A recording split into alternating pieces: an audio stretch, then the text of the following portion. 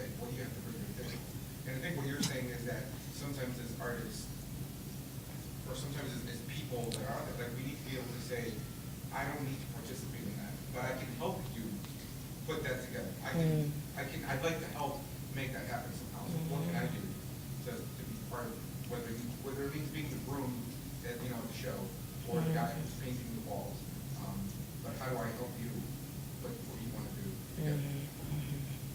Yeah, and I just wanted, so I didn't mean tokenism, because I think I'm in lots of rooms where I'm pretty sure I'm the token.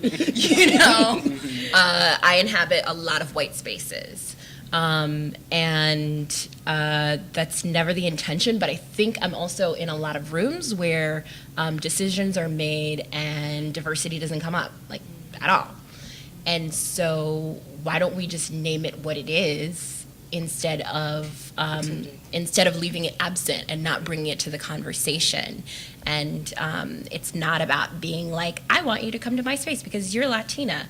It's not about that, but it's just like at some point, if it makes sense for the work and the work that you're doing, having dialogues around that, and also just being able to keep it consistent and be vigilant about it, as opposed to, we're not post-racial, and I'm Black always. I'm Black always. I don't have to like walk in the room and say I'm Black, because I'm Black always. I don't want to have to represent, my people every time I'm in a room. But it's just, I feel like we need to have open dialogue about what their intentions are. And that's the same, and I don't just mean it white, Black. I mean a full, a Black room with one white person, Chinese, Indian. I just think we need to have open conversations and dialogues without resorting to tokenism, but you can't leave it to chance, because it just doesn't happen. People like to stay with their own kinds of people, artists included. Artists like to be with other artists. And I think in order to be in our communities, we need to hang out with people who are not artists, so that, like I think about my role in the Haitian community and working with like a lot of Haitian nonprofits. I'm able to invite them into my art spaces because they're like, oh, Marie's doing this thing that's connected to this thing, and I might be interested in it, so I'm going to go and support that person because I inhabit a space in that community. And so, yeah. Well, and I think, in my own work, I don't even make a policy. I just send out, I'll send out an RFP. And I'll get the beautiful thing is, in the last project, I just had this diversity of cultural representation from different communities in Chicago. And then what happened was everybody, a diversity of public engaged with the performance. And I've noticed that with even out of sight performances, if, I've watched a Black person approach a white performance and not want to get engaged. And then further down the street, there's another performance by Black performers, and they felt comfortable to engage. And that process, creating that process, has then created accessibility, so that anytime people from diverse backgrounds come across an out-of-sight performance now, they always feel comfortable in getting involved, because they know that, it inhabits them. It's part of their community. And I think, creating these spaces where multiplicity is part of the conversation is so important to Chicago. Coming from London, I'm kind of, it's not, I come from a culture where multiplicity is part of the conversation. So when I actually moved back to London after finishing my master's here, because I felt the city was too segregated and I couldn't cope with it. And I moved back here at a time when I thought those barriers were breaking down. But it's still it's, I work on the west side in Austin, and I'll be the only white person walking around the streets. And I ask my kids, is this school mixed race? And they say, oh yeah, we had one Chinese person last year, and that is their, do you think this school has got diverse cultures? And they're like, oh yeah, we had this one Chinese person. So those are the structures that and we need to break down those structures. We need to make it comfortable for everybody to participate. And thinking of, I'm sorry, go ahead. Wait a minute. I think it was Devin and then Victor. Okay, go ahead. Well, first of all, I want to just thank everyone, panel, moderating audience for this, right? Just for this, capital T. My mind is racing because there's a lot I want to talk about cornflake, but, and also, with the inclusion of women, because I was reading an article today, it was a photo about the all-female cast of Ghostbusters, and everyone was saying, the men particularly were saying, oh, you're ruining my childhood. No, you're not. Just get the bitch on VHS.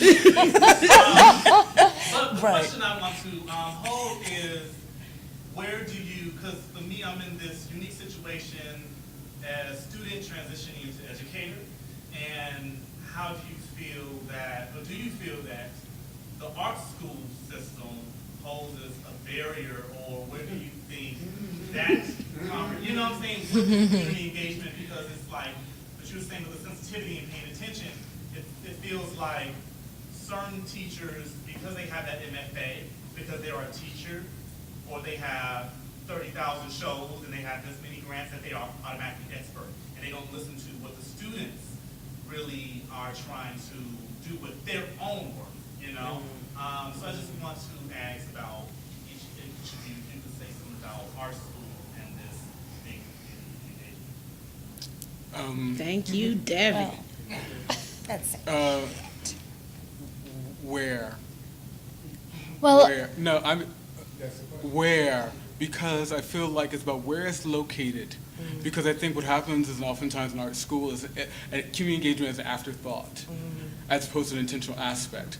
Then I think about how we're defining community. We're talking this, who it is. But what I recognize within it is how we hold ourselves accountable to the notion of the privilege that we exist in. And that privilege is whether it's male, gender, the fact that we keep saying diversity and we keep saying racial, and we're not talking about disability, we're not talking about gender, we're not talking about gender identity, we're not talking about, where do we sit in the privilege of it? Where does the notion of engagement sit within a school, within that particular school, which for some, as my experience has been as afterthought, has been the bottom thought, has been the last thought. If our intention is throughout the notion of education and training and bringing people into that, is re-centralizing community engagement, re-centralize it. And what I heard you say was the listening aspect is so key. What we're sharing is like intentional aspects of the privilege. What happens, I say, I then have to address that privilege and say, well, I need to make sure then that there are others in the room, multiplicity, that then shifts that dynamic. Right. And I think that's what I would say. But also, too, Baraka, what you said earlier in terms of let's be honest, the institutions are a power structure. Yes. Okay, so you're not going to go in somebody's damn classroom and think they're supposed to listen to you, okay? That's just, I hate to say that shit, but it's true. Do you know what I'm saying? You're expecting for some revolutionary thing to happen inside of something that's already been established for centuries. What are you looking for? Do you know what I'm saying? People get their degrees, they get their accolades, they get all of that kind of power or whatever it may be, right? And they're supposed to just bow down because you got something that you want to say. You know what I mean? And I hate to say it like that. I'm not, supporting that mentality, but I'm saying that you have to know where you are, right? That's a part of being an artist too, and take what you can get from it and then move forward and do what you need to do. You know what I mean? That's not new. For me, there's also this thing too that I want to kind of bring up too, Baraka, which has to do with inside of these different institutions, especially our school now, social practice is the new thing. Okay, it's the new black. You know what I'm saying? You know what I mean? So that's the trendy hip thing to do. How can you figure out as an artist to engaged community, right? You know what I'm saying? When, you know, Second Sun Salon, perfect example. Yes. Nayate Studios. I'm cleaning up, man. You know what I'm saying? I'm bringing food. Like, it's for me, the community piece is, it's not this mystifying thing. It's not, it's just not. You know what I'm saying? It's like, you can think all day about it and talk all day about it, right? But, you know, I grew up in a household, you know, where it was a 2-parent household. It was like a 20-parent household. You know what I'm saying? Where, you know, all the women talked about what they were going to make for the Thanksgiving dinner. And they created the menu together, and they divvied up amongst each other who's going to bring what, right? There was already entrenched in me this understanding of community work and how you make something happen magnificent that everyone can live off of and be filled by. You know what I'm saying? When everybody does their part, you know? So, I don't know, it's a very complicated thing. You know, the art world and the, you know, moving from student into, you know, teaching, right? Don't reinscribe what you didn't like. That's my only advice to you. You don't like somebody not listening to you in the classroom, then don't go into the classroom as a teacher and not listen. Some of this shit's real simple. You know, it's not this really heavy thing that we have to really think about and, you know, parse it out. It's real simple. Do unto others. Yeah. You know what I'm saying? It's real simple. It's just real simple. You know, Yes. Krista is a phenomenal teacher. We've collaborated a lot over the years.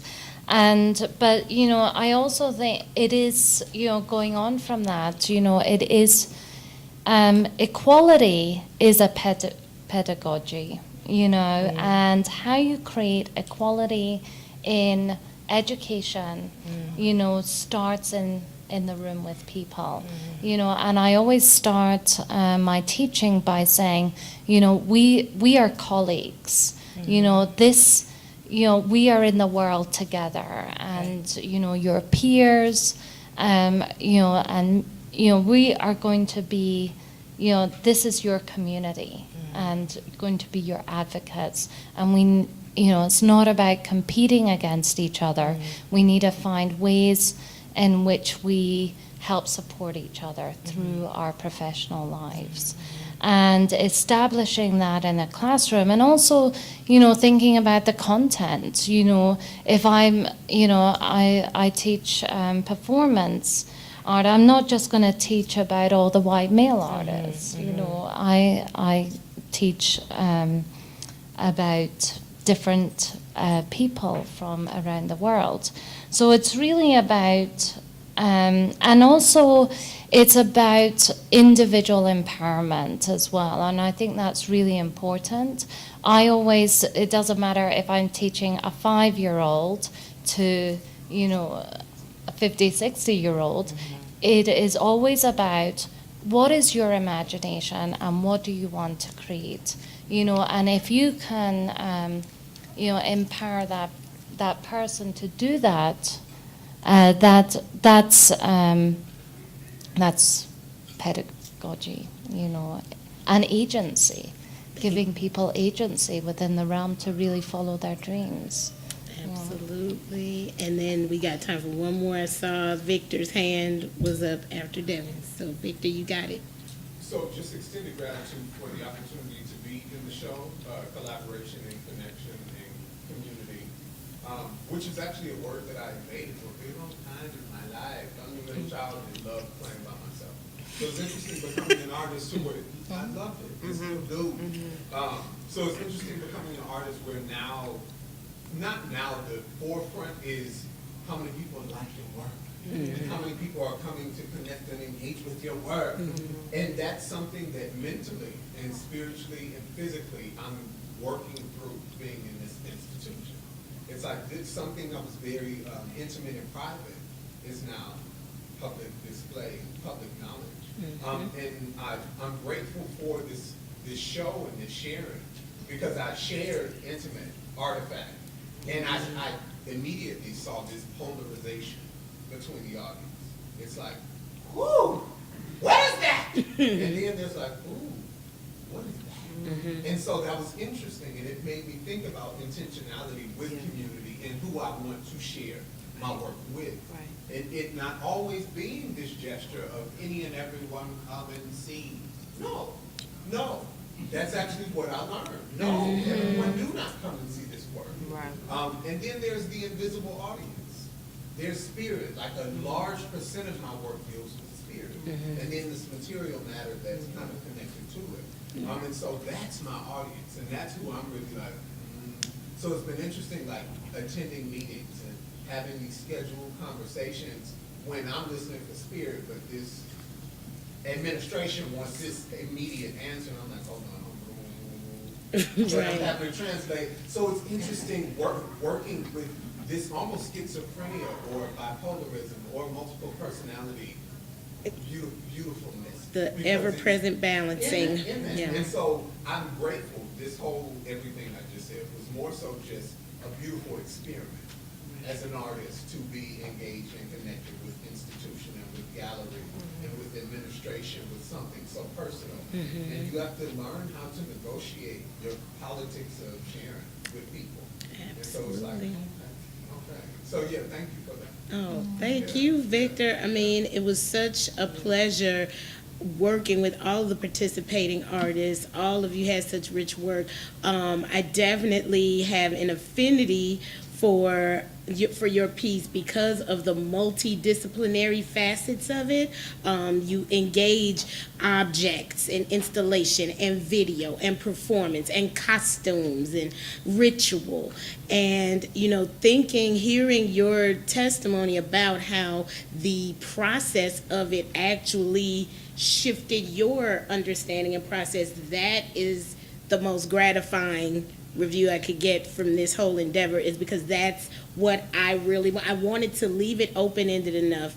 The theme of Engage, Connect, absolutely about relationships and about how we rethink those relationships and the value and the priority and the manifestations of them as artists, but also to engage and connect with your deeper core visions and the balancing acts, and maybe recognizing and connecting dots that you hadn't thought of before coming into this collaborative process, which was so dynamic because it was done over Christmas break. So tried to get everyone engaged and connected just to submit work and get it installed, and so many things. So logistically, operationally, dealing with a venue, dealing with an administration and boundaries, also dealing with the boundaries of time, which I am over.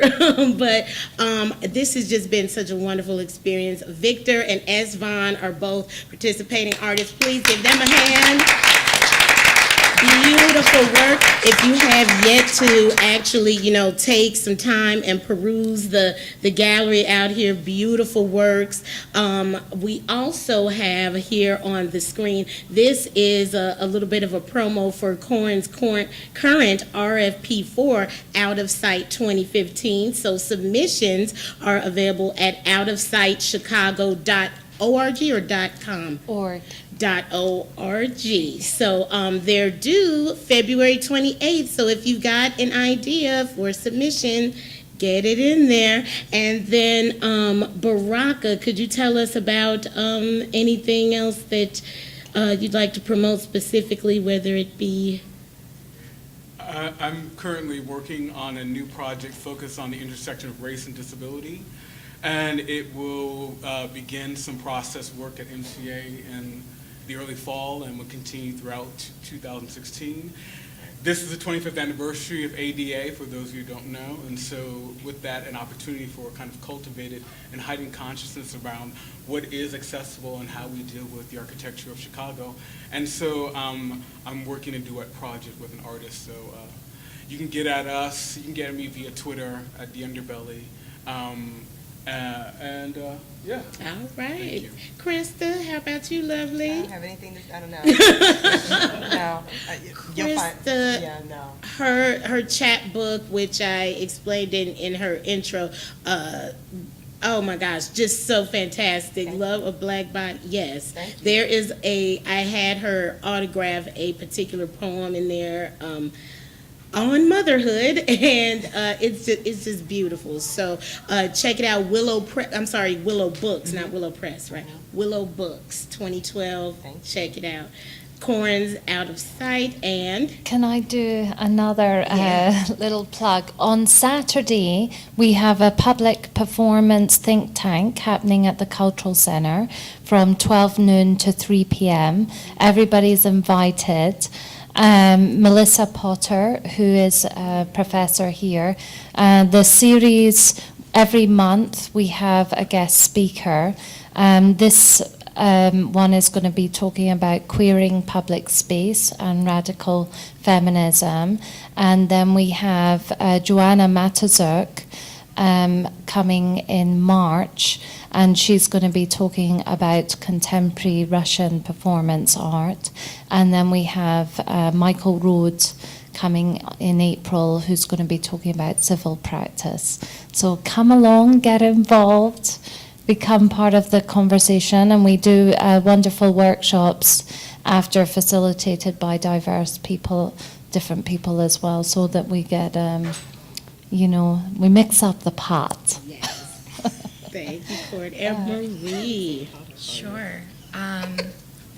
So there are two versions of me, so I'll give two opportunities. Link Up calls for proposals will probably be out at the end of February, early March, and that's a residency program at Links Hall that provides free space to artists for 6 months. Which is huge, about 10 hours per week, and you either get paired with a mentor or you choose your own mentor to help you along the process of the 6-month period. And so if you're interested in having space, free space for that time to develop something that you're thinking about ruminating on, feel free to email me and I'll make sure that you get that call. And then the other thing is I'm planning a symposium at Northwestern University about Haitians in the Midwest and the history of that, and around community organizing, arts, and how women have impacted the community organizing throughout Haitians' history in the Midwest, which is very specific and a little bit different than the East Coast. And so that's April 24th and 25th.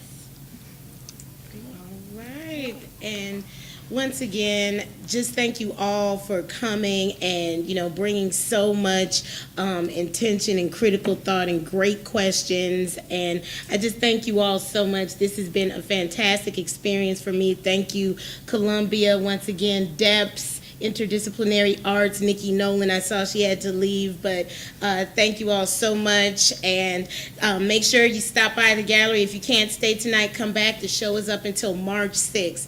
Thanks again, everyone. Felicia. Thank you.